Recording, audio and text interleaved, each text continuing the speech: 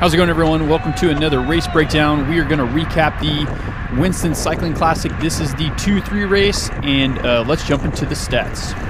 Today we are riding along with our teammate Nick. The ride was just over 52 minutes, duration 22 miles. Nick's normalized power was 286.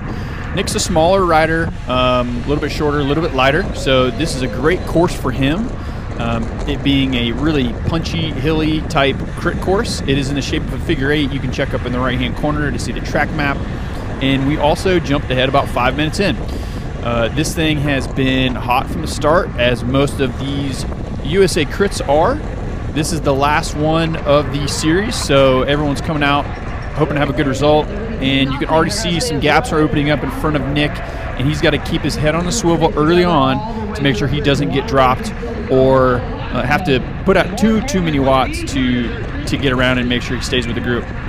He quickly comes around the Hopfly rider to jump back on the wheel of the group. This was a smaller 2-3 field. I want to say there was 30 riders for this stop of the series.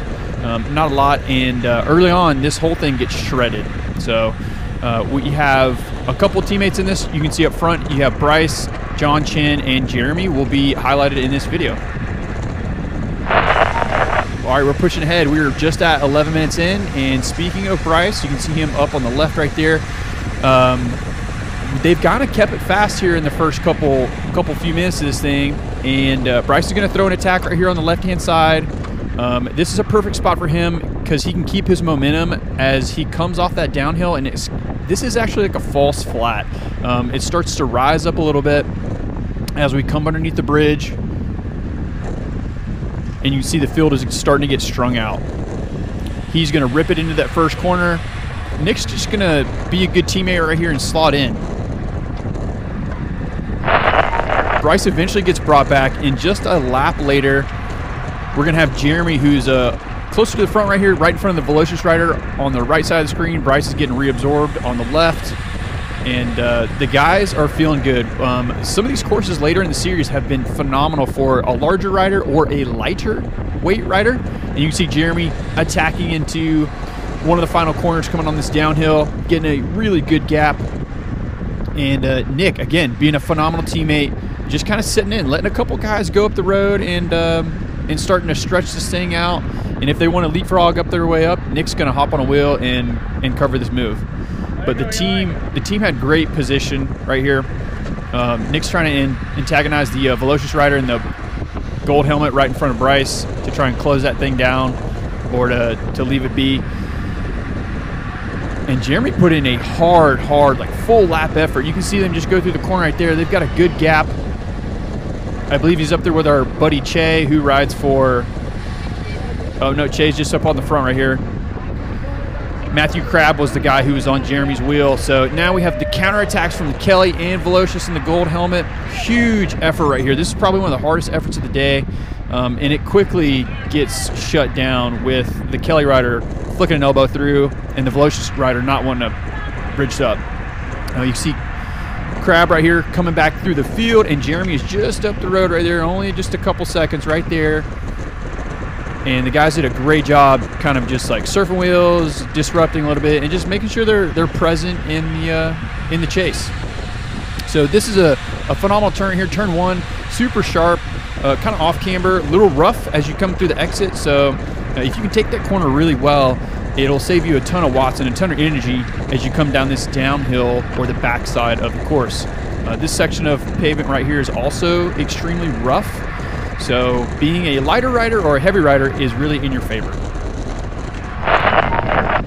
All right, pushing ahead, 17 minutes in, and nothing's happened so far. Everything's kind of been chilling out right here. You can see Bryce all the way on the front right there next to the Velocious rider in the Miami colors. They're starting to get out of sight a little bit. And while Nick, Jonathan, and Jeremy have kind of just been trolling the front, just doing what they need to do right here. Bryce is definitely in the best form out of all of our teammates this far and at this point in the season. And Bryce and the Velocious rider throw a bomber attack right here, coming through the bottom part of the course as we turn this left-hander to go to the start-finish line. A little bit hard to see in the camera, but Bryce just smashes it on this uphill right here. Nick's doing a great job just staying on, surfing wheels right here and making sure to be present in the move. So hard to see in the footage, but Bryce is actually going to establish a pretty good gap. I want to say it was anywhere from 5 to 8 seconds as he comes over the top of this large kicker, and now we have a rider up the road. All right, pushing ahead just like a lap and a half later. You see Crabtree right here on our right in this black Scott bike with the national championship stripes on his sleeves. He is a cyclocross junior national champion in a couple different age categories, so he is a huge threat. And remember, we have Bryce up the road, and you can just tell by Crab's body language how he's riding. He's looking over his shoulder, trying to get Nick and our teammates out of position right here. As soon as he comes out of the final turn, gets out of the saddle, stands up on the pedals, and throws a huge chase attack up this hill. Velocious riders are responding. We have Che right there from Automatic Lonely Hearts in the pink, who's responding as well. Guys want to be a part of this thing. They want to get up the road with Bryce. They know that if they get up there with Bryce, he can take them to the promised land because he has such a good threshold effort. Nick's getting gapped just a little bit, but he's not panicking. He's staying on the power as they come over the top of this hill, doing a great job, and he's kind of good with this. Bryce is so far up in the road right now that it's going to take a pretty big effort for some of these heavier riders to get up to him. And as soon as I say that, Che and the Velocious rider kind of set up a little bit. You see Crab and Bryce starting to connect as they come through that corner, and they make this right-hand turn. So perfect positioning by Nick to kind of set second or third wheel right here, take his time to get up to these riders, not blow too many matches. And now, boom, we have a breakaway established of 2 riders, 2 of the strongest riders in the entire field, in my opinion. These guys have been battling it out all season long in various different crits, and can't really expect much else when it comes from those 2. All right, we're pushing ahead now. So we got 2 riders up the road. One of ours is our teammate. So our guys are really here to disrupt. We're 23 minutes in. Guys are itching to kind of get up into this breakaway. They don't want to lose the race just because they don't attack. So watch this hot fly rider in the very front in the high vis yellow. He's going to throw a bomb of an attack coming through the last 2 turns of the course. He's actually chasing down a guy who did a flyer up in the dark blue all the way up the road. And right here, the hot fly guy just launches up the hill. This is a great launching pad if you really want to chase or counter anything. A lot of stuff tried to go right here up the hill. It's really hard to make something stick, in my opinion. You really have to dig really deep and kind of hold your own, and hopefully you can either get away or, you know, bridge something up to another rider. Some of the guys on the front were not having that attack from Hotfly, so they let him go up the road as we reabsorb this guy in the blue right here to the left, and the pace kind of settled down a little bit.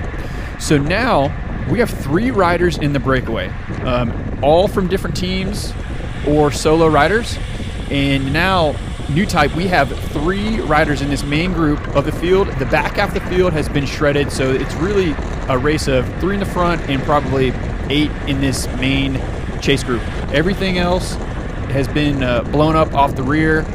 That hill has shredded the field, and that's kind of the name of this course, and you can see that throughout the years. 27 minutes in, guys.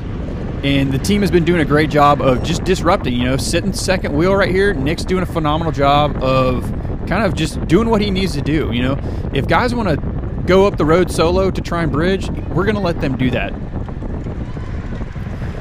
Here comes Jeremy on the right-hand side. He's actually closing down a solo rider who's taking that left-hand turn right now. So he's doing a good job of kind of just not sprinting out of the saddle, but slowly rolling up the speed to kind of reabsorb this rider as they come down through the final 2 turns of the course. This is a phenomenal course, guys. I don't know if you guys have ever been.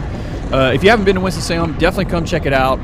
It's really cool. There's a concert as we take this left-hander. There's a concert to the left in this green space. I want to say, I forget who the headliner was, but they always have great bands. Come out here, have some cold beverages, listen to some music, watch some bike racing. It's a phenomenal time. And you can see the field is getting super stretched out right here. Our guys are positioned perfectly in the field to disrupt and make sure the lead breakaway doesn't get reabsorbed. So one thing that's really tough with this race is just kind of maintaining your effort up this big hill, and then also using your momentum and trying to catch the draft as you come down the back side of this course as they enter it right now.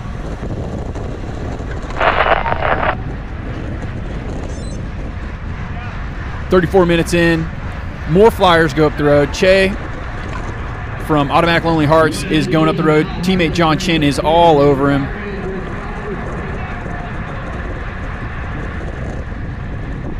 And Nick is just kind of doing what he needs to do, sitting on the front, not pedaling too hard.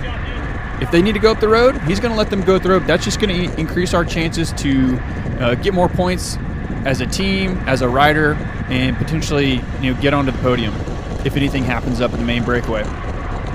And so one thing to note, during the last couple minutes of this breakaway effort from Bryce and Matthew Crabb, the Hopfly rider who bridged up to them around minute 23, he ended up blowing up. He blew up on the hill, and he is out of the race. He ended up just DNFing. He pulled off to the side and said, "I'm going home."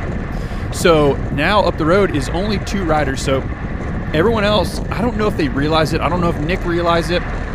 They're all battling for the 3rd and final spot on the podium as they rip through this downhill turn. Super fun turn, really wide open exit. You can really rip that thing. You can pedal through the whole time.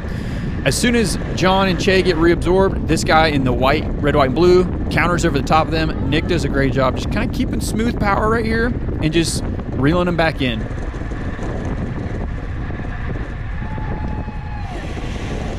Takes this this left-hand turn really well.